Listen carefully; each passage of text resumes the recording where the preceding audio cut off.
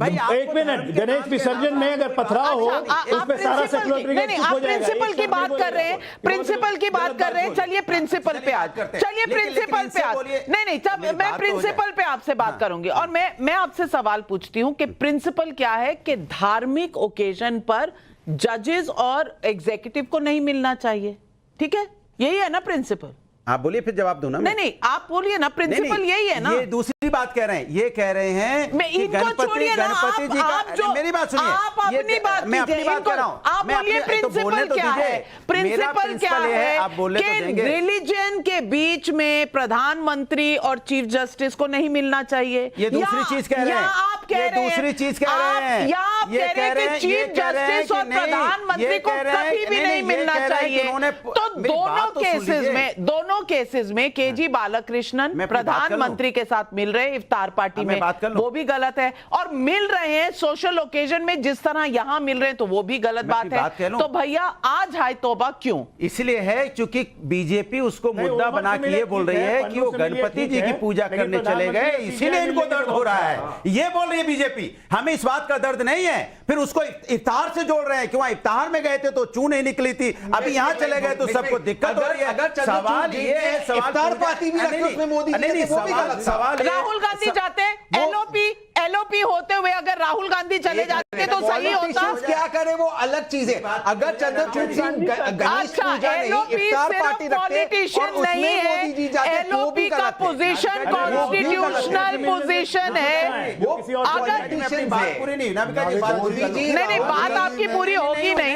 एक मिनट शांत। इसको धर्म का मुद्दा बना रही है, ये धर्म का मुद्दा नहीं है, प्रिंसिपल का मुद्दा है। चाहे इफ्तार हो या गणेश पूजा। ईश्वरन भंडारी अगर ये प्रिंसिपल का मुद्दा है तो फिर केजीबी वाला मुद्दा क्या था? गलत है, धर्म का मुद्दा नहीं है। चाहे जो भी ईश्वरन भंडारी। नाविका जी मैं जवाब दे सकता हूँ, थैंक यू। मानती हूँ नाविका जी, संविधान का नाविका जी, हिपोक्रेसी की एक सीमा होती है, पर यह उस सीमा से इतनी दूर हैं कि मुझे लगता है ये आउटर स्पेस में जा चुके हैं कि इफ्तार में चीफ जस्टिस का जाना सही है पर गणेश पूजा में जाना गलत है। पर अब छोड़ देते हैं इस बात को क्योंकि बहुत बारी हम बोल चुके हैं और दर्शक देख रहे हैं। दूसरी बात क्या की जा रही है कि चीफ जस्टिस के घर में था तो इसलिए गलत है, चीफ जस्टिस ने अपने घर में क्यों किया इसलिए गलत है, प्रधानमंत्री वहां की हो गए। बेसिक बात ये हो रही है। तो मैं इसमें भी दो बातें से जोड़ना चाहता हूँ। पहले तो आपको मैं जज के बारे में बताना चाहूंगा, शायद आपके दर्शक नहीं जानते, उनको एक सेकेंड मुझे नाविका जी बात खत्म कर, मैं आपको सिर्फ एक जज का बताना चाहूंगा जो आपके दर्शक नहीं जानते होंगे, वो एकदम शॉक्ड हो जाएंगे। एक जज होते थे हमारे सुप्रीम कोर्ट के, जस्टिस बहारुल इस्लाम। वो पहले कांग्रेस के एमपी थे, उसके बाद वो एमपी से रिजाइन करते हैं और हाई कोर्ट के जज बन जाते हैं। जज से वो रिटायर हो जाते हैं, चीफ जस्टिस हाई कोर्ट के।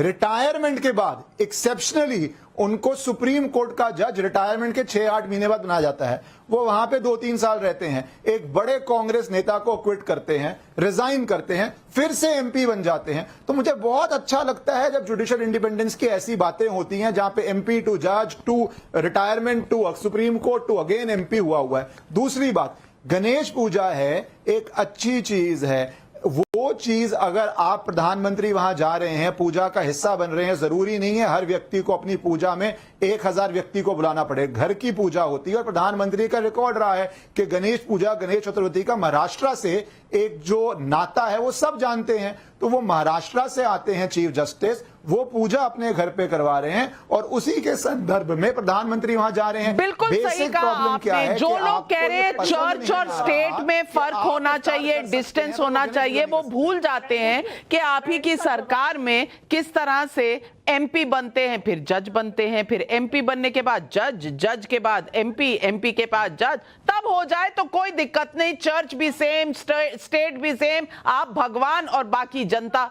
ये इस तरह के प्रिंसिपल थोड़ी चलते हैं। और यही सवाल तो ये गलत है ना, हम उनके आ रही हूं, इवॉल्व क्यों नहीं कर रहे? अच्छा, हम कह रहे वहां पे गलत है, आज गलत होगा, सारा एवोल्यूशन गलत था ना। चलिए आप समझ रहे हैं कि सारा जो इंप्रूवमेंट है वो इसी दौर में होना चाहिए, अच्छी बात है। जनता के सवाल सुन लीजिए। विशाल सिंह का सवाल है बलिया से।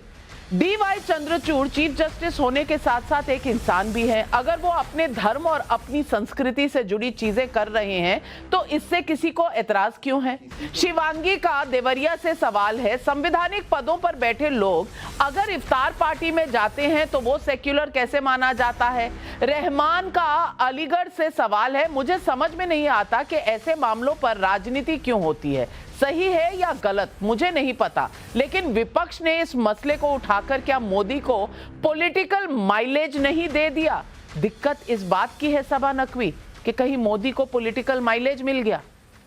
मैं जवाब आपको देती हूँ, सीधी सी बात है। देखिए, जो ईश्वरन भंडारी ने जो चीजें कही उनकी आधी चीजें बिल्कुल सच है कि लेकिन एक एग्जाम्पल आप सोचिए, एक जज थे, ये है हमारा ये डर, ये होना नहीं चाहिए। अभिजीत गंगोपाध्याय वो बैठे थे बेंच पे कलकत्ता में, बहुत सारे जजमेंट्स दिए तृणमूल के खिलाफ, फिर एकदम से यूं चुटकी उन्होंने बीजेपी को ज्वाइन कर लिया।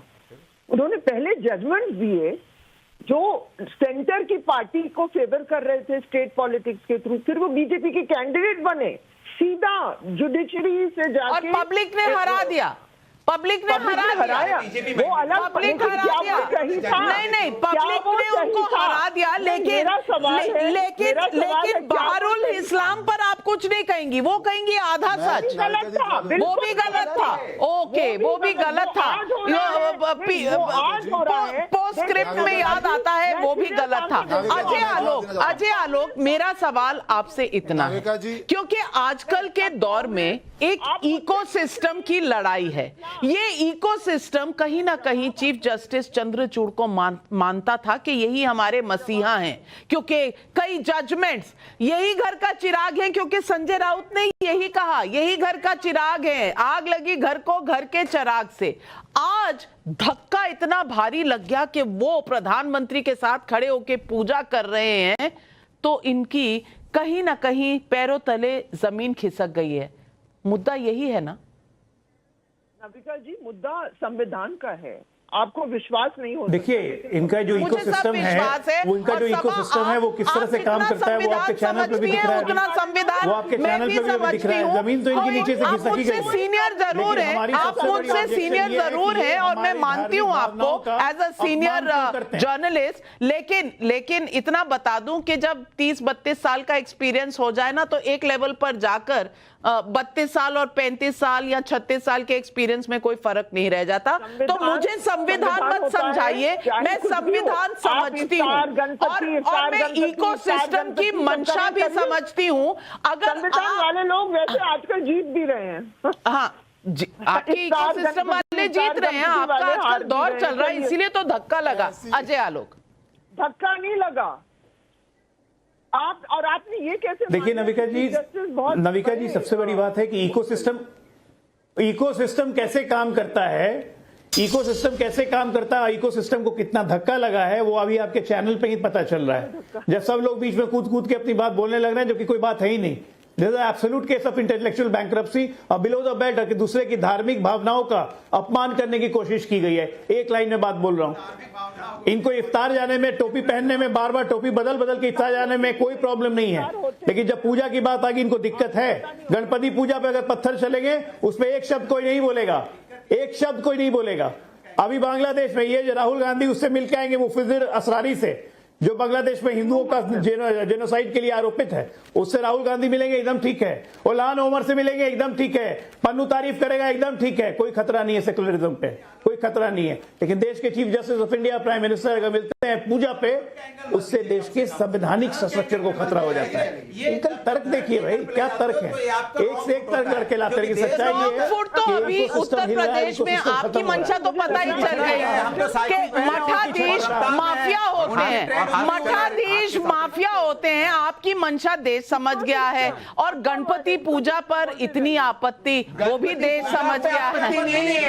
चीफ जस्टिस के घर प्रधानमंत्री जाए उसपे, मुझे अगर चीफ जस्टिस डिनर करते हैं भी आपत्ति होती है। मैं सिर्फ आज अपने दर्शकों को इतना कहना चाहती हूं कि वक्त की कमी है, वरना ये तो पूरी फीचर फिल्म 3 घंटे की डिबेट है, शायद तब भी खत्म ना हो। लेकिन ये कहां लिखा है कि नैरेटिव सिर्फ लेफ्ट इकोसिस्टम चलाएगा? आज लेफ्ट का इकोसिस्टम का नैरेटिव खिसक गया है, इसीलिए इतनी हाय तौबा मची हुई है। ये नैरेटिव कब तक रहेगा, कैसे चलेगा, आगे देखते रहेंगे, क्योंकि आप भी यही हैं, हम भी यही हैं, और सवाल पब्लिक का जो भी होगा उसके जवाब हम ढूंढकर जरूर लेकर आएंगे।